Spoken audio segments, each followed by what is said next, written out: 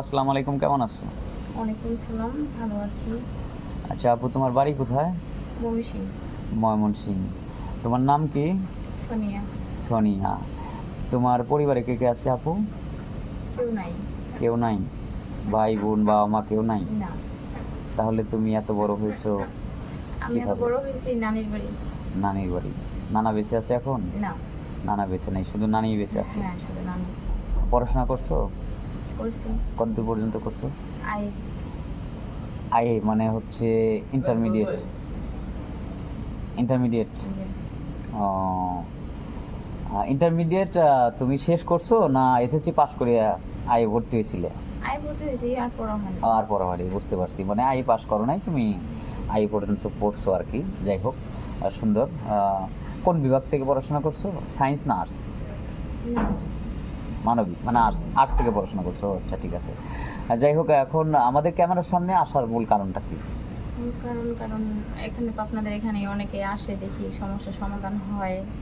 ভালো মনের মানুষের জন্য।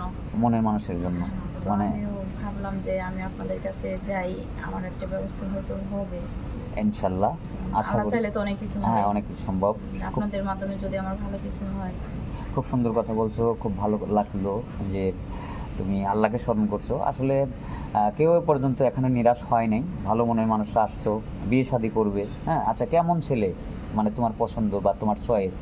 এটা আসলে মানে যেহেতু আমার কোনো ফ্যামিলি নাই, যে আমার দায়িত্ব নিবে বা ভালোভাবে রাখতে পারবে, ওনার কাছে একটু যাইতে হইব।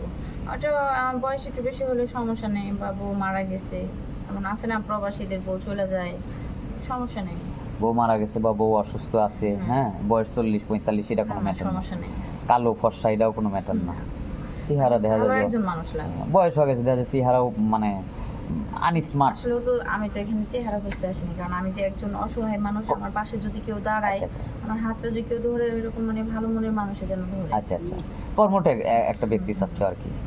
যাই হোক, আমরা তো ভিডিও তোমার কথা বা শুনছি বা দর্শকও শুনবে, আমরা যখন ভিডিওটা পাবলিক করব, তো তোমার ফোন নম্বর চাইবে, এতে দর্শক তো তোমার সাথে যোগাযোগ করবে, কিভাবে সম্ভব? এটা তো ভাইয়া আপনাদের সাথে যোগাযোগ করতে হবে, কারণ আমার তো ফোন নাই। আদৌ ফোন নাই? না।